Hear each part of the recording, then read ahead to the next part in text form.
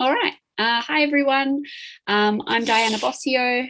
I am a researcher and academic here at Swinburne University in the Media and Comms department.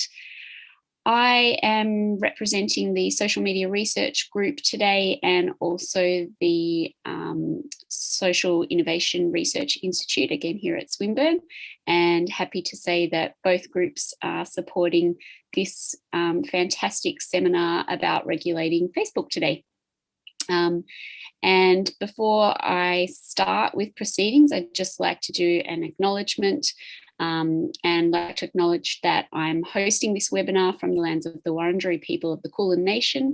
I also acknowledge the traditional custodians of the various lands on which you all work today and the Aboriginal and Torres Strait Islander people participating in this webinar. I pay my respects to elders past, present and emerging, and celebrate the diversity of Aboriginal peoples and their ongoing cultures and connections to the lands and waters. So thank you everyone for coming today and for participating in this seminar about regulating Facebook. We only have an hour today, so I'm going to try and keep this introduction quite short. We have 4 brilliant speakers today who are going to talk about various aspects of regulation, not just of Facebook, but platforms more broadly.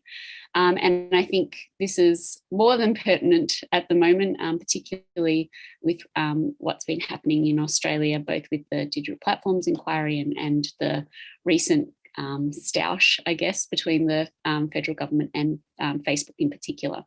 So without further ado, I would like to introduce our first speaker. Dr. Belinda Barnet is a senior lecturer in media and communication here at Swinburne University. I shouldn't say here because we're everywhere right now on a webinar. She has research interests in digital cultures, social media, the app economy, data analytics, AI, data privacy, cyber stalking, and the history of digital media. And Dr. Barnet is going to discuss platform responses to the introduction of legislation in Australia. Thanks, Belinda.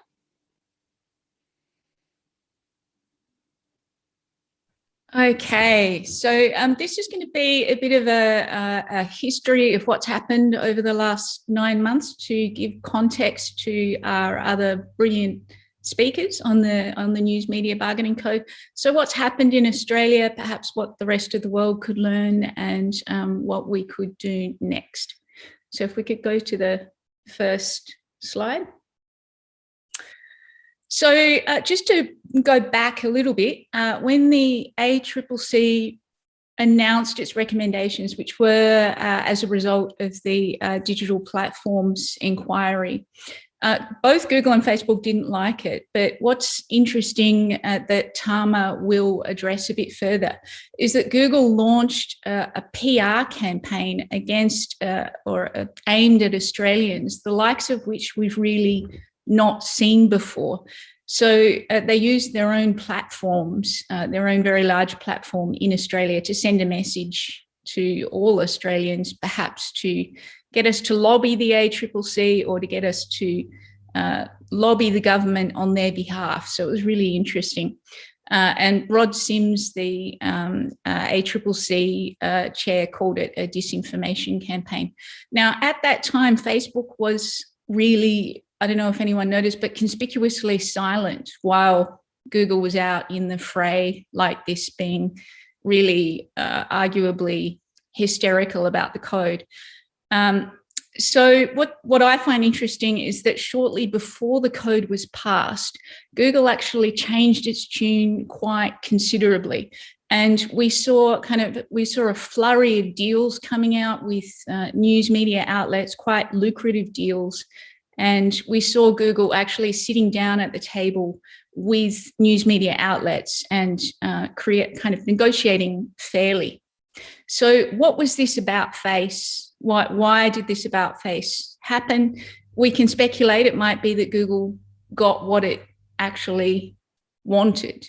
So I'll just talk about what the platforms wanted. I think that's the next slide.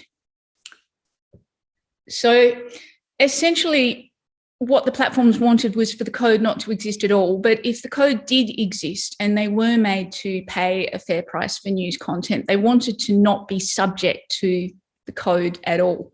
So the technical term for that is not designated. So you have a piece of legislation which does not yet specifically apply to any one company or platform.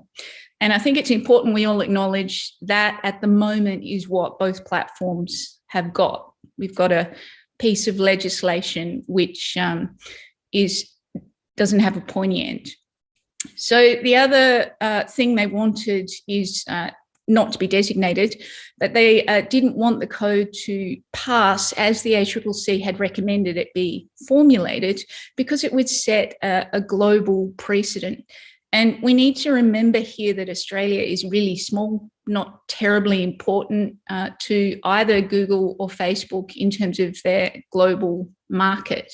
But because it's a democracy and a wealthy one, it would actually set a precedent if a code like this were to work, and to work for media outlets in this country and for the media ecosystem, because it would say, well, regulation works and making the platforms pay works.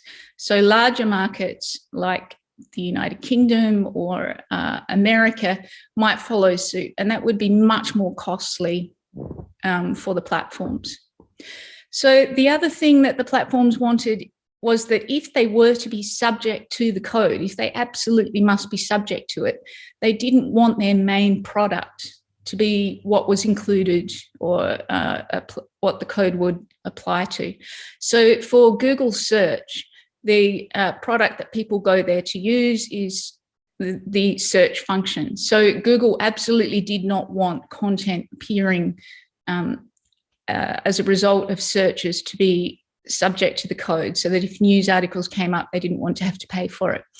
And so they'd already been through this argument with Spain and France, and they'd already created a whole new separate kind of quarantined product called Google News Showcase to be the product that these kinds of pieces of legislation could apply to. And importantly, this new product, News Showcase, is quarantined from their main search results. So it's kind of an insurance policy, as it were. If they lose the battle with a government and they must pay for news content, then at least can we have that confined to the safety of a separate product.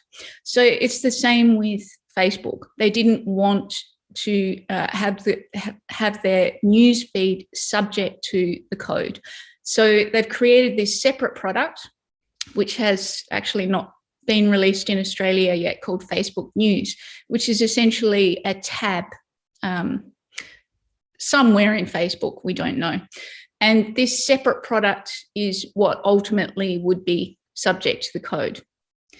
So the interesting thing in terms of the history of it is that as the legislation was being debated in Parliament, so when important decisions were being made by politicians and lobby groups were in the process of convincing them, Facebook actually pulled news. And that was quite shocking to Australians. It had ramifications that I'm sure my fellow panelists will talk through in more detail.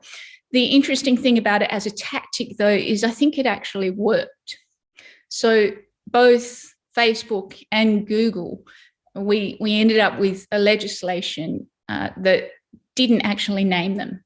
So that's what we have at the moment. So if we go to the next slide. So when the legislation was passed, the Treasurer actually declined to name any of the platforms in the code, which is what both platforms wanted, a code that they weren't, strictly speaking, subject to.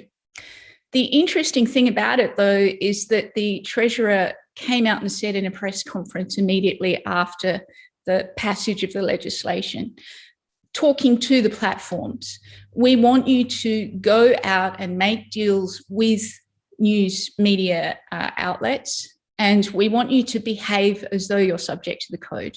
He didn't actually say that in those words, but it was, we want you to make good to negotiate in good faith with news media outlets, including rural and regional outlets. So it was used as leverage, the fact that Frydenberg would at some point come back and revisit the legislation and possibly name either a platform or products in the code is really all they've got in terms of making Facebook and Google go out and make deals with our media outlets. So at the moment, right now, Facebook and Google, if they want to avoid being designated, are meant to be behaving as though they're subject to the code and negotiating in good faith with media outlets.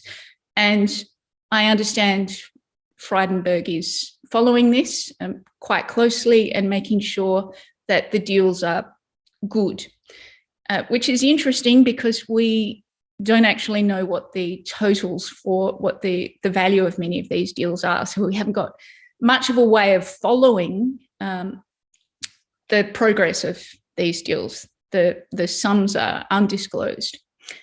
Can we get the PDF back?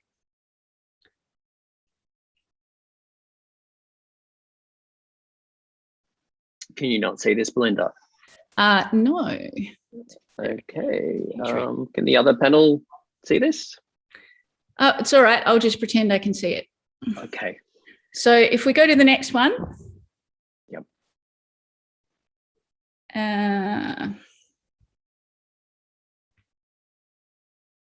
Okay, so the Treasurer has a lot of power. For this reason, we need to also remember that this is all about impressing the Treasurer. The platforms will currently be behaving in a way that impresses the Treasurer, whatever that turns out to be. So the platforms now are responding very differently, and that is quite interesting. So I was hoping we could have a discussion later about what we can do about this, because the deals that Google have announced with our media outlets have actually enriched our media industry and the ecosystem. So these funds are sorely needed now, in particular after COVID, and they can be used to employ journalists and to kind of bolster newsrooms around the country. So potentially this is quite beneficial for our media industry.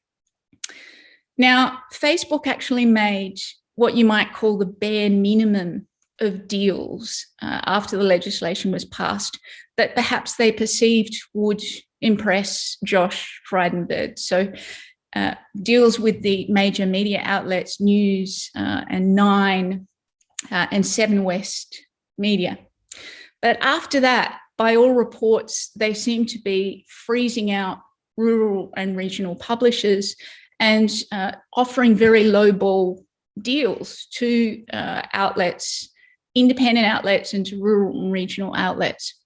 This is the opposite of what Facebook has been doing. So Google. So Google has been behaving as though it was subject to the code and negotiating quite fairly.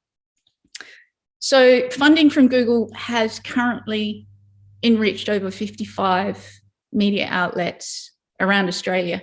And that's not a small accomplishment. It will impact the way the industry functions in Australia and perhaps even the makeup of it. So some of these independent outlets like The Guardian, for example, have really benefited enormously in a game-changing way. So it could potentially strengthen independent and regional and rural outlets. It would be nice if Facebook were doing that as well, but perhaps they're not. We really need the outlets concerned to come out and explain to us how these negotiations are going rather than getting secondhand reports. If we could go to the next slide. So I wanted us to have a discussion after everyone's presented about what we should do now. So we have a situation where, to my mind at least, this code or the presence of it as a piece of legislation, which may not be designated at the moment, but nonetheless it exists, has actually enriched the media industry. So do we then designate Facebook because it's not negotiating fairly?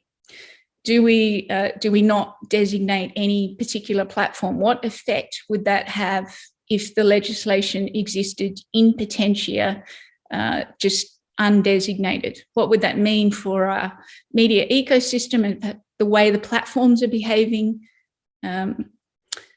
So these are just questions. I don't actually know the answer. I'm hoping we can discuss them today. And that's all I've got. Thank you very much, Bibi. All right, and that was Dr. Belinda Barnett. So coming up next is Professor Tama Lever. And Professor Lever is a Professor of Internet Studies at Curtin University in Perth, Western Australia. He's the Vice President of the International Association of Internet Researchers, and he's the Chief Investigator of the ARC Centre of Excellence for the Digital Child. That's a mouthful. Professor Lever is going to talk about kind of broader relationships between platforms and government in Australia. Thank you, Tama.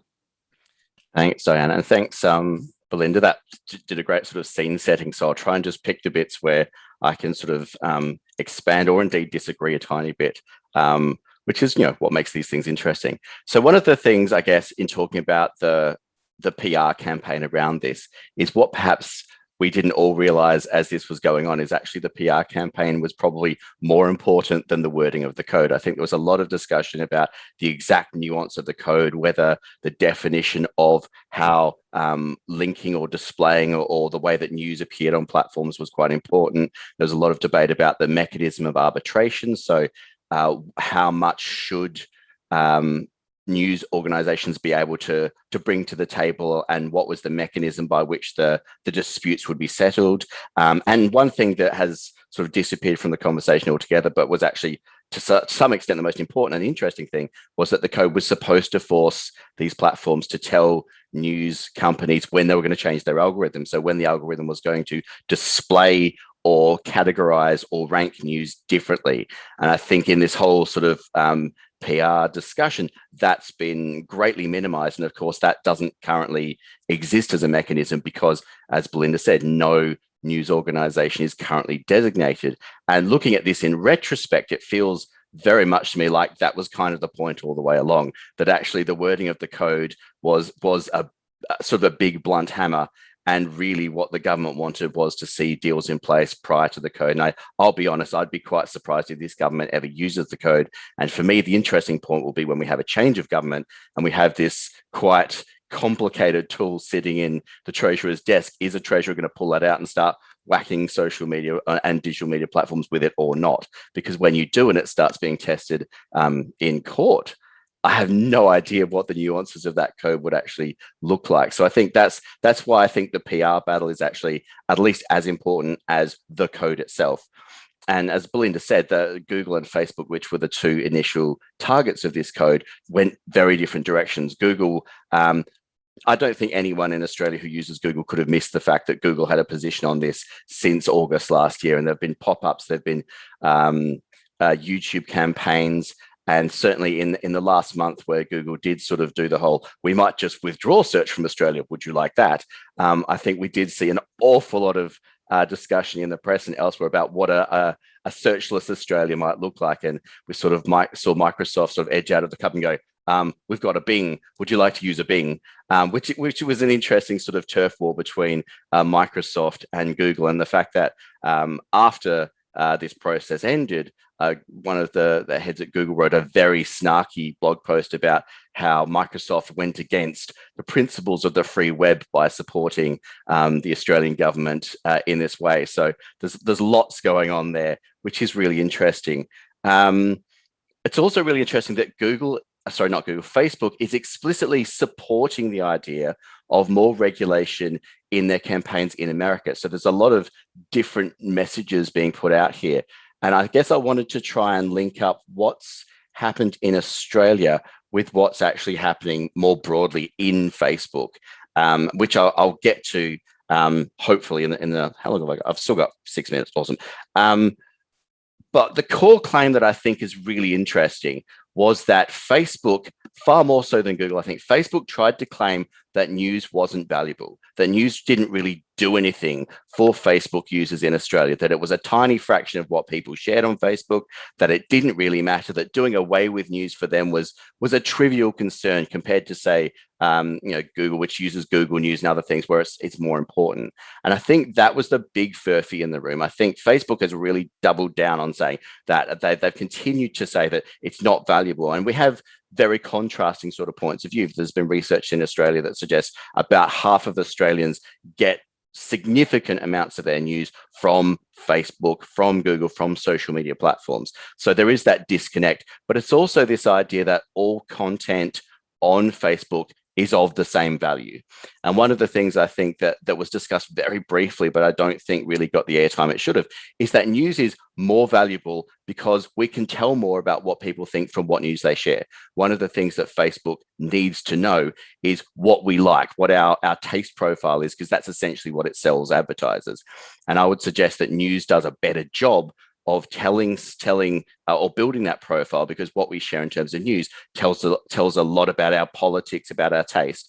And so when Facebook says news doesn't really matter, what they're actually trying to say is it's a small amount of the traffic, but actually it matters a great deal, but we don't really want to talk about that. Let's not. And I think there was, hang on, I just want to find the quote, which I love. Facebook said in their wrap up, said, approximately 5.1 billion free referrals to Australian publishers worth an estimated $407 million to the news industry happened in 2019. So they are very much positioning themselves as this philanthropic entity that shares on behalf of news producers in Australia, and just gives one more really good avenue by which news can be shared. They are doing this out of the goodness of their platform. That is their position. But at the same time, as I've said, I think news is actually much more valuable than they're willing to admit. And I also think the way that they fought the code really could have worked a lot better had they actually just banned news as opposed to what they banned, which was anything vaguely like news. And perhaps that was the point. Perhaps they were trying to make the point that news was worded too broadly in the code, which was one of the positions that they took. But at the same time, in a context where part of Australia was facing bushfires, part was dealing with COVID, and other things were happening, to ban news, but include emergency services, include a lot of health information and a whole lot of other things. They lost that PR battle when they pressed that button. There is no way that they could have recovered from that. And they started doing the whole, we didn't mean to ban everything. We'll roll that back in the next few days. But the PR story became, what did they ban? Why can't we get, the emergency services information in Western Australia when a third of, a significant part is dealing with bushfires? Why can't we get COVID information when that was what Facebook was good for? And I think, as a number of people, including Belinda, pointed out, it was also a space where misinformation suddenly was what was going to fill the void. You take credible news away, what's left? And I think in a context where I think it was the same week Facebook agreed to a misinformation code where they said they would battle misinformation, and yet at the same time, what their actions were doing was simply creating a fertile ground for that to expand in Australia. That really didn't help. And so for me, Facebook really lost that PR battle the day that they initiated the news ban. And as we know, they really didn't preempt it very well. There wasn't a lot of warning to Facebook users in Australia. We didn't really know that was going to happen, as opposed to Google, which had warned us for months in very heavy-handed and perhaps patronizing ways, but we knew it was going to happen, or it was a threat. And the fact that they didn't go through worked out really well for them, because they got incredibly good pats on the back from the Treasurer, just as you were saying. Facebook has unfriended Australia. Google's wonderful. And that's very valuable in and of itself. But the last point I really want to make is how this fits into the broader idea of Facebook and embracing regulation globally.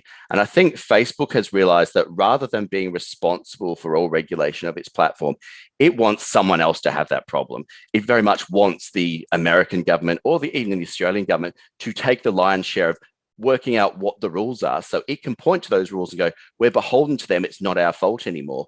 but they also want every other platform to have to invest the same amount of money to make those things work. And I think what Facebook is saying in its current campaigning, there was a full page ad in the New York Times on the weekend that basically said, we support regulation. Here are the 4 things we do. We want everyone else to have to do that too. It's really hard, costs a lot of money. And if everybody else was doing it, we'd have a much better internet, but also it wouldn't be our problem. And I think that's where, for me, that PR discussion has sort of ended.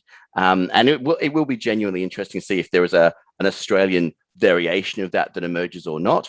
But at the same time, I think Facebook has definitely lost face effectively through this battle. But at the same time, it's the global positioning of news is now valuable. Facebook has admitted it will pay for news. And we've seen lots of other countries go, you know what, we'll have a piece of that too. And I think that's where I'll stop. Thanks. Thanks so much, Tama. All right, so our third speaker is Terry Flew. Terry Flew is the Professor of Digital Communication and Culture at the University of Sydney. And my notes are gone. He's the author of 14 books, including Understanding Global Media, Politics, Media and Democracy in Australia, Media Economics, and Global Creative Industries. His newest book, Regulating Platforms, will be out through Polity very, very soon, I think, in October. And Professor Flew is going to focus on the question of policy futures for digital platforms and the balance of state laws, civil society actions, and corporate self-regulation. Just a few small things. Thanks, Terry. Thanks very much, Diana, and thanks for everyone for making this event possible. I too would like to acknowledge the Gadigal people of the Eora Nation, where I currently present from, and also the ongoing work and achievements of First Nations people here at the University of Sydney as academic students, administrators and support staff. I won't comment at length on the mandatory news media and digital platforms bargaining code, except just to make a couple of points. First of all, what finally transpired was the outcome of an 18-month deliberative policy process led by the ACCC. So I think it's important that we don't just see this as a back pocket deal that was generated out of nowhere. It's also quite different to take a paper that Phil Napoli will have published shortly, the sort of symbolic policy making or policy by threat, which characterised the Trump administration's approach to platforms. At the same time, the ACCC inquiry notably had only very limited civil society input, and Fiona Martin and I have published a paper looking at why that might be, but I think it remains an interesting ongoing question. Personally, I disagree with the baddies versus baddies scenario, to take Tony Abbott's famous description of combatants in the conflict in Syria. This is the UK Daily Telegraph depicting it as baddies versus baddies. Sometimes that might be Mark Zuckerberg versus Rupert Murdoch instead of Scott Morrison. I think the issues around the sustainability of commercial news production in the 21st century go well beyond News Corporation, and countries without a significant News Corporation presence are looking at the Australian legislation and possible similar arrangements, France, Germany and Canada coming to mind. Also, I think progressives can support measures that involve greater digital platform regulation. I note here Peter Lewis, the Director of the Centre for Responsible Technology with the Australia Institute, his statement to Chair Sarah Hanson-Young to the Senate Economics Legislation Committee, that he wouldn't usually find himself backing in legislation from a Conservative government with the support of News Limited, but argued that there is a bigger picture here. And there is a sense that legislation passed in one space becomes then the condition for legislation passed in other spaces. So issues such as data and privacy, which the ACCC certainly flagged, should become ongoing issues. This is framed in what I'd describe as, the following Jonathan Zittrain, as the 3 stages of internet governance. That we've had the stage of the open internet, and perhaps the emblematic symbol of the open internet was Wikipedia. The blind spot of open internet discourse in retrospect was political economy. That the movement from Web 2.0 to what's now been called the platformised internet is clearly a characteristic of our times. that we have increasingly centralised top-down economic, political and communications power. The symbol of our current era, well, one would be Cambridge Analytica. The other would be the social dilemma, where it turned out that Pete from Mad Men was in fact behind the whole show all along. I think that one of the issues that will come up with this dilemma, this dilemma, if you like, is what a term I've used, akrasia, which is a Greek term that translates to a lack of self-control or the state of acting against one's better judgment. I can see we're going to go through a cycle here from the propaganda model to the active audience and back and forth. So I think we're entering or have entered a third stage, which I'm calling that of the regulated internet, where increasingly we're going to be talking about governance questions as we are today, which will raise issues around state capacities, policy options, and the balance between state regulation, civil society, and corporate self-regulation. So those 3 eras, we now see one where nation states are increasingly seeking to develop laws to regulate digital platforms and tame the flows of internet content. And we can see with Mark Zuckerberg's 2018 appearance before the US Congress, the start of what has now become an ongoing process. And we note at that hearing, Mark Zuckerberg himself said the real question is what the right regulation should be, not whether there should be or not. In here, I am reminded, and this is a shout out to the Catholics in the audience, St. Augustine's statement, "Lord, make me chaste, but not yet." I feel with these discussions, we sometimes get, yes, there should be regulation, but not that regulation. And I'd welcome some comment on whether we are going to continue to go through a cycle where the perfect is always going to get in the way of much more experimental approaches.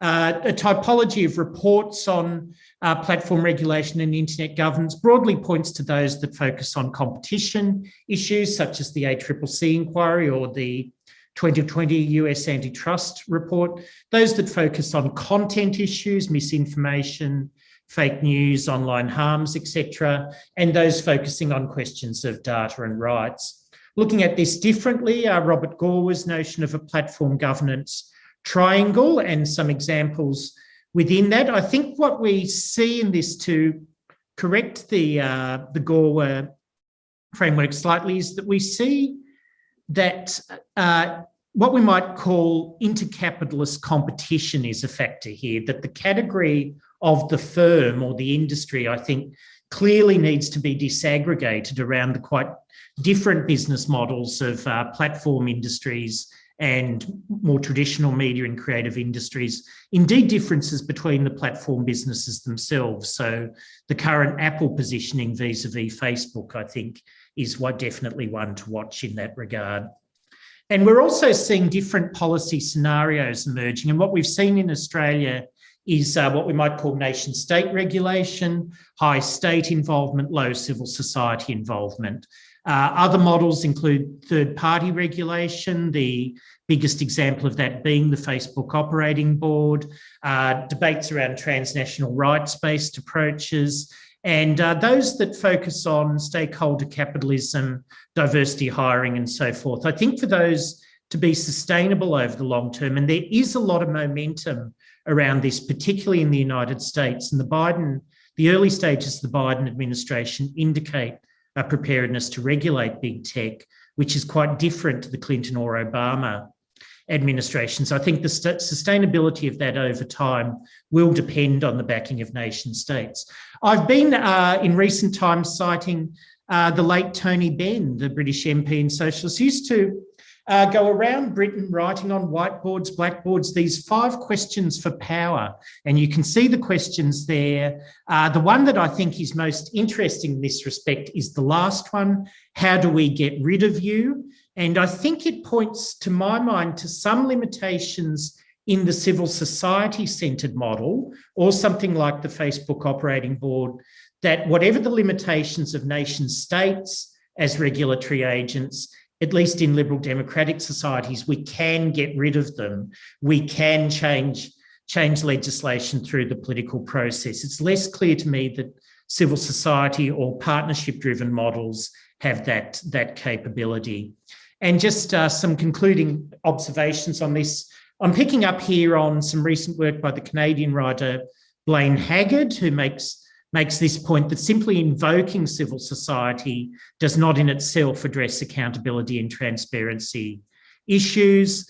A point from Fred Turner, the historian of internet culture, that one of the myths, and I think it is still an issue we push up against, particularly if we try and counterpose the platformised internet to a return to the open internet along the lines of Tim Berners-Lee's contract for the web, that we have come to this notion, or at least this notion has operated, that the state itself is inherently bad and tech companies can substitute for the state because they better understand the people through the data that they gather on them through search engines and social media.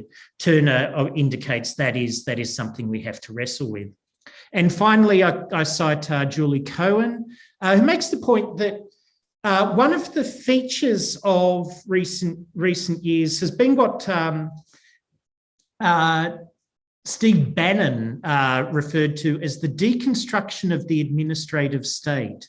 That is to sow the seeds of doubt about the capacity of government to do anything.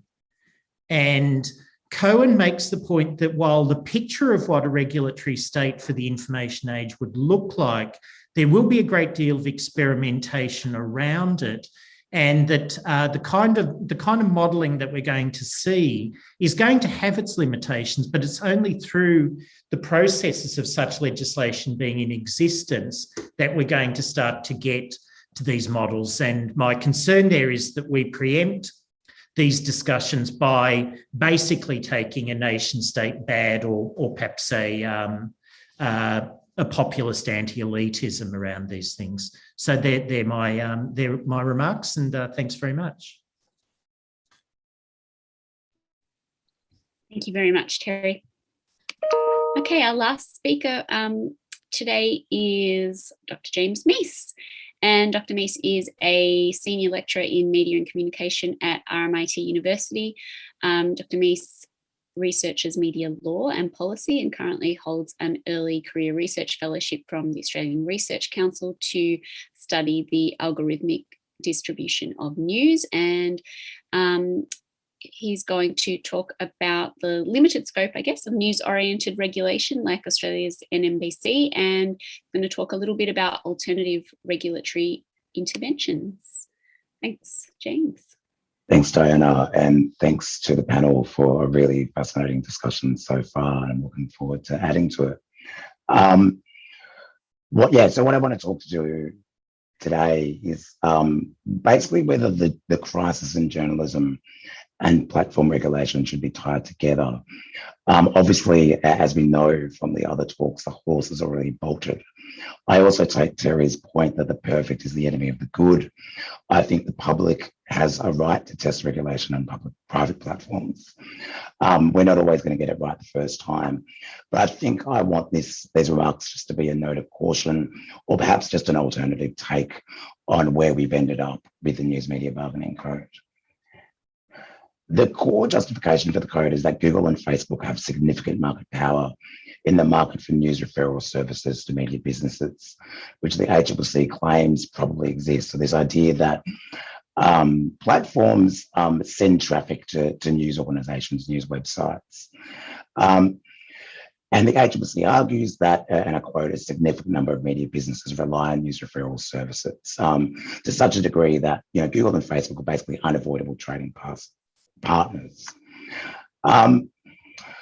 This idea of platform dependency, so the idea that news organisations are dependent on Google and Facebook, I think is somewhat undercooked, particularly in regards to Facebook. And I think there's a stronger argument for news organisations being dependent on Google. And the ACCC obviously has a lot of data available to it, and the arguments are detailed. I think the position is not unassailable. But there are other options, or perhaps, potential other avenues for other countries to explore. So data from analytics company Parsley shows that social media, which includes Facebook, only accounts for 14% of referrals in June last year. That's a trend that more or less continues throughout the year. Another example is that New Zealand outlet Stuff decided to just leave Facebook entirely and are kind of doing okay. We've also got some data that's yet to be released. That's longitudinal data of the Australian, major Australian news companies on Facebook.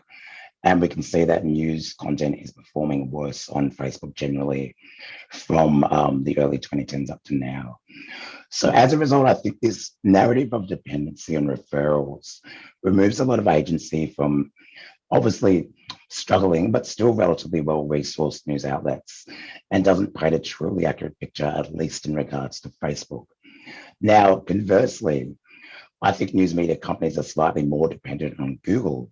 They receive a lot more traffic from the search giant for starters. That's a trend evident in a range of data sets.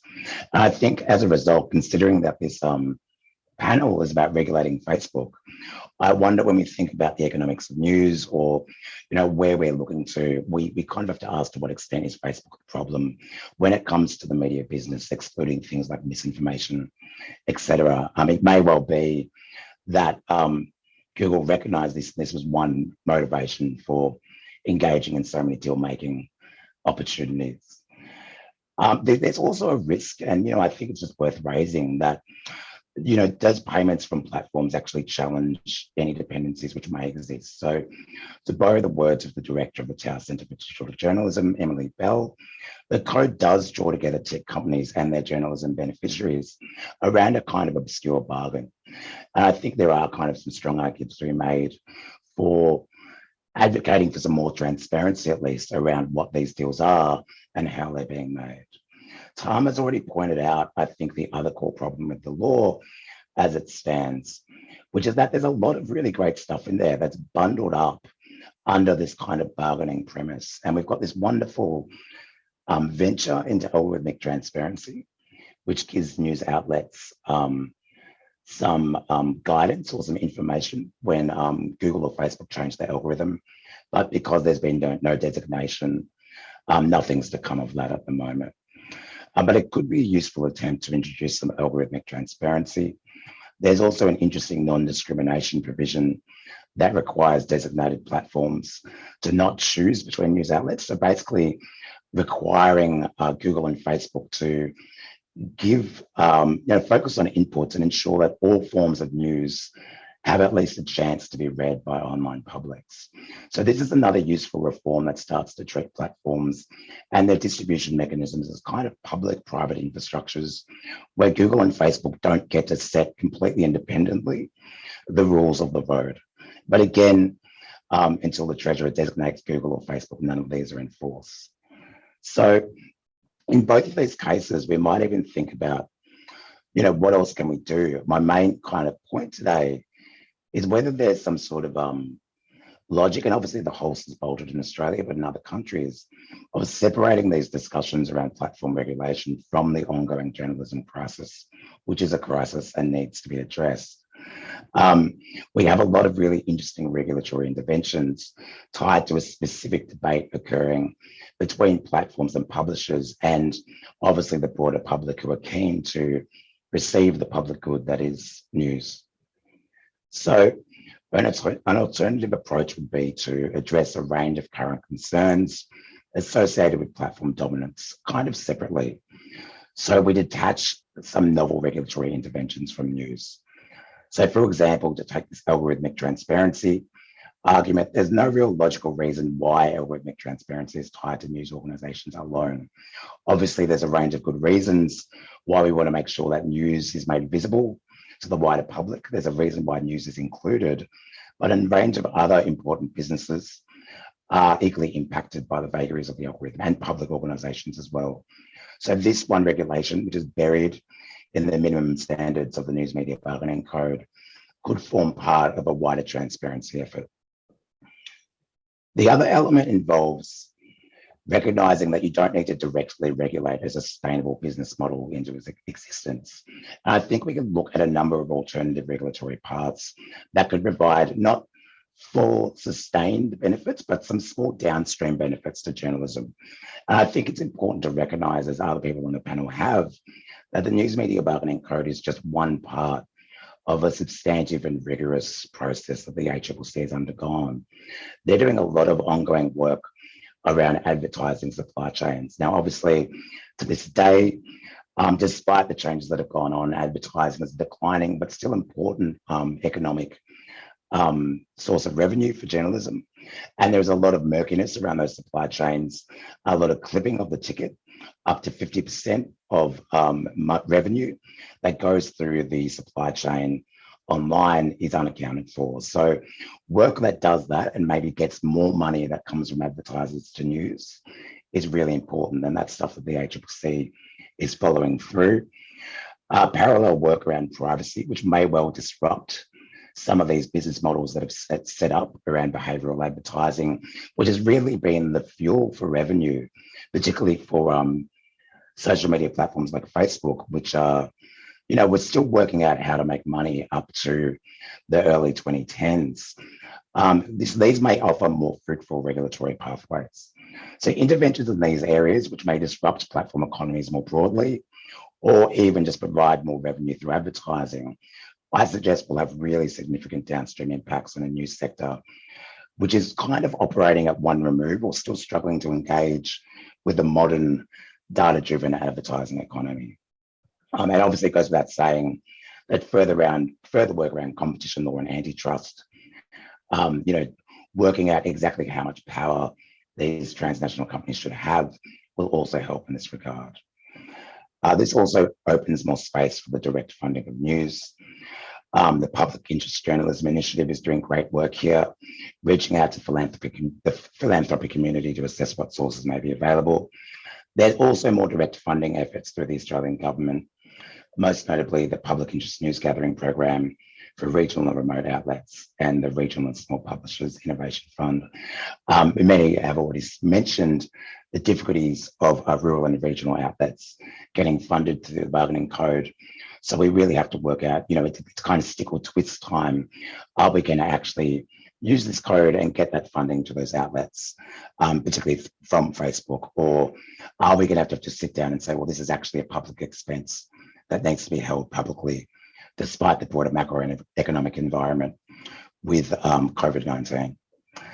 So I think as well, despite the best efforts of the News Media Bargaining Code, there's not going to be one silver bullet that will save news and introduce viable platform regulation all in one spot. I think it maybe tries to do so much.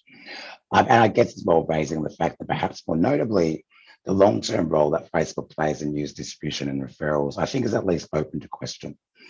And that's not to ignore regulation, right? There are a lot of regulatory issues surrounding Facebook around algorithmic news distribution.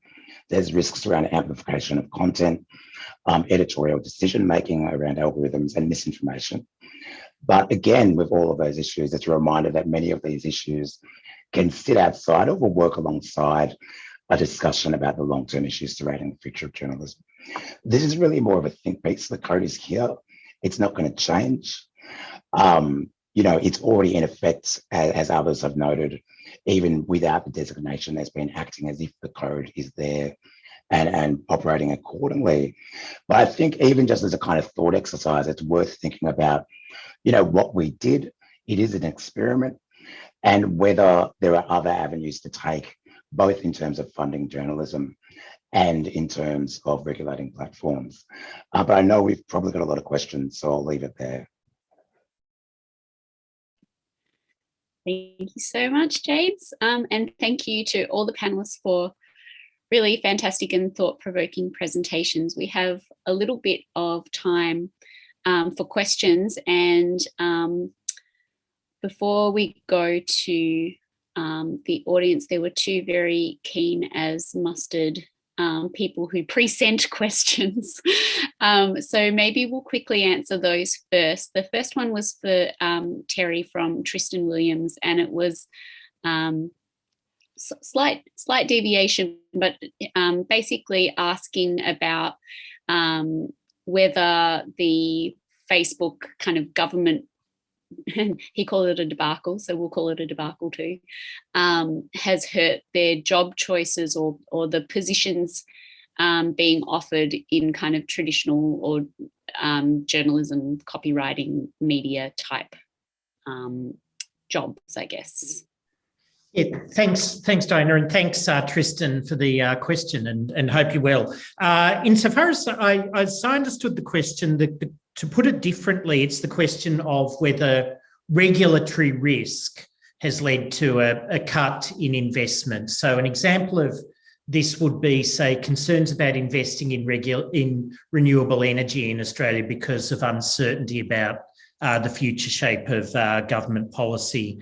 I would say that I have not heard evidence that regulatory risk has been a factor in investment in the sectors that we're talking about. I would say if we're thinking about 2020, by far the bigger factor shaping industries and employment opportunities around the country was COVID. If we're talking about jobs in journalism, well, 2020 is one thing, but let's look at the decade prior to then, where jobs in journalism fell by somewhere between 30% to 50% for the sort of reasons James alluded to in his presentation. And I think just to pick up on something James said there, the inquiry into ad tech is potentially more significant and potentially has wider implications than news. But if you, Tristan, if you're thinking about a job, what I would note is that Facebook is definitely hiring a lot more people around policy and regulatory issues in Australia, as partly as a result of legislation like this. So that might be somewhere to look. Thanks. Thank you. And the second question was from Ryan Carolyn. So talking basically about whether, or the question, I guess, is not the whole effort to regulate a public good the problem here? So many people now believe that these places, Facebook, Twitter, constitute the new public sphere, and this is an institution essential for democracy to function. If the government really cares about journalism and the public good it serves, and not just protecting a couple of mates from free competition, would it make sense to argue that Facebook has to be made public based on the idea that political communication is a human right? There's a fair bit in that question, and I'm happy for any of the panelists to start off answering. I can give it a bash. I'll just be really quickly. Facebook is a transnational company, and a lot of public regulation focuses on, nation states. We also have a lot of transnational organizations like the International Telecommunications Union, or even the United Nations, which end up becoming large bureaucracies. And our large bureaucracy may not be the most agile way to regulate or manage a live social platform. I think what we are seeing, though, is like a range of other private organizations, from the energy market to banks, government taking a stronger role in these private companies and their activities, as they should. So it may not be a question in my mind of making Facebook public, but ensuring government has a strong, active role in managing platforms. Did anyone else want to jump in? Only to just make the observation that the global nature of the platforms and the largely national nature of regulations are things that are going to continue to bump up against one another. Okay, I've noticed that the chat, holy guacamole, you're a lively bunch. I'm gonna pick a few questions for the panelists to answer with the time that we've got left. The first one that I'm seeing is from Fiona Martin, and she's asking, to what extent is platform accountability to government and society a core concern? Governments and civil society say they find it hard to get an audience with platform representatives and difficult to get verifiable data on key factors. This certainly came up with India's new intermediary guidelines. So did anyone want to take up that question around platform accountability? I might jump in just because I think this also ties to what's happening elsewhere in the world. I think the fact that we're seeing antitrust legislation being pushed through, especially in the US, really does get to this point that even the biggest governments don't really understand how these platforms work. They're terrified about the power that they have, and they'd like things to change, but they're not really sure how. And every time they drag CEOs in front of Congress in the US, it's a terribly embarrassing exercise in most people asking questions, clearly having no idea what they're talking about. But that being the case, then I think we just see that fear enacted. We do see lots of attempts across the world to try and deal with that somehow, and this is one of those attempts. But at the same time, it's hard to see what the future lies, other than to say there are big questions, and it depends who's in government as to how hard they'll push.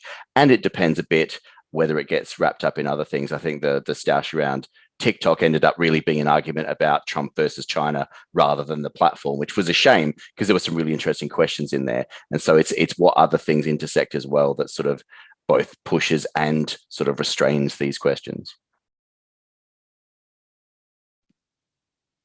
Thank you. Does anyone else want to jump in before I move to the next?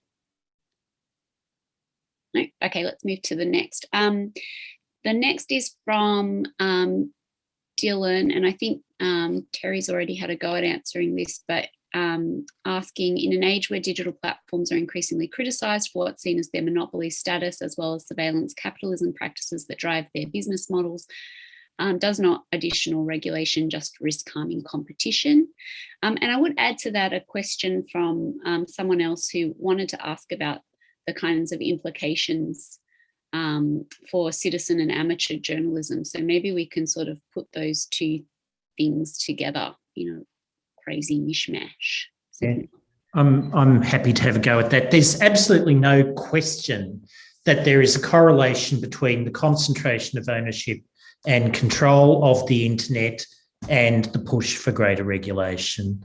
The two are absolutely dialectically related. And one consequence of that is that it creates a tension within the regulatory field that is broadly the question about the relationship between competition policy issues and content policy issues, that if the aim is to demonopolise markets, then antitrust and competition policy are the way to go. But the point there will be, and I think we've had enough experience of Gab and Parler and so forth to suggest that creating many smaller platforms is not going to lead to a less toxic environment than having a few larger ones. Indeed, it could well be the opposite.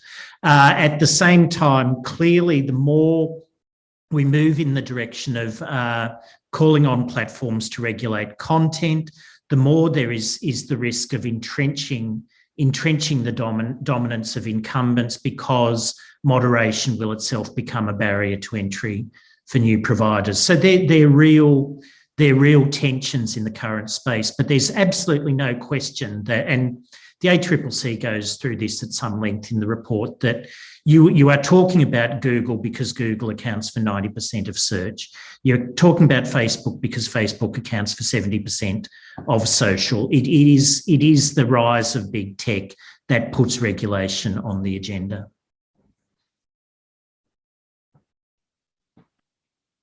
Anyone else before I move on to probably the last question, actually? No? All right. So I think we have time for one more, and I just wanted to go to one that was right up the top here. And it was basically about, here we go. Will any of the companies that negotiated deals with Google or Facebook actually invest any money in new jobs or content production? What happens to smaller players after this, now that this has gone through? That was a sort of bit of a hash, but sorry. But if anyone wants to have a go. The short answer is there's no guarantees at all. The only guarantee is there will be money flowing to the news companies. There is no rules about where that money then flows when it hits the company, whether that goes into corporate profit or whether that actually gets invested in more journalism or not is entirely up to each of those companies. And I think that's one of the real shames about not having any stipulations about the way that money flows, because it's unlikely the bulk of it will become more journalism. Yeah, in one of the sessions, and I think a number of us found ourselves on various media in the month of February, which was very exciting. On one of the sessions, this was what was we could call it the Canamble Times issue. Would the editor of the Canamble Times see anything as a result of this? And I think there's a negative answer, which is to say that in the absence of this issue being on the agenda, you can be absolutely certain that the editor of the Canamble Times would have absolutely zero bargaining power with these companies. So it is the fact that it's on the agenda that creates the space. At the same time, and I'm aware that there have been discussions around similar legislation in other countries. Singapore is one that comes to mind, and they won't go down this path because one of the issues that the platforms raise, and I think it's an interesting one, is whether they should be allowed to invest in what they see as more innovative forms of content rather than being, as they see it, obligated to prop up the status quo. But an issue that's looming, and James alluded to it, is that there alongside all of this, there are mechanisms emerging for growing public funding of journalism outside of the envelope of public service media. And aside from a number of the political issues that raises, it also raises an issue around what actually is the value of news. And I think Eric Beecher referred to this in one of the inquiries. What's a fair price for news, given that news is a very heterogeneous product itself? And I think that question will come up both in terms of whether measures along these lines are going to happen in other jurisdictions, or in terms of any new forms of public subvention of commercial media in light of what's happening in advertising markets. Thanks, Terry. Any other last comments before we let everyone go have their lunch? Bibi, did you want to say something about what you're noticing with journalism in particular, funding of journalism? Just to say that it's obviously not going to have any impact in saying this, but I would like to see the companies that are negotiating with Google and Facebook publicly declare what those deals are worth. Because at the moment we're just guessing. And I think it's in our interest to know how much money is being pledged to the media outlets, and further, whether or not the media outlets will use it to employ more journalists and to create more newsrooms in local areas, for example. Thank you. Well, we've gone over time, of course.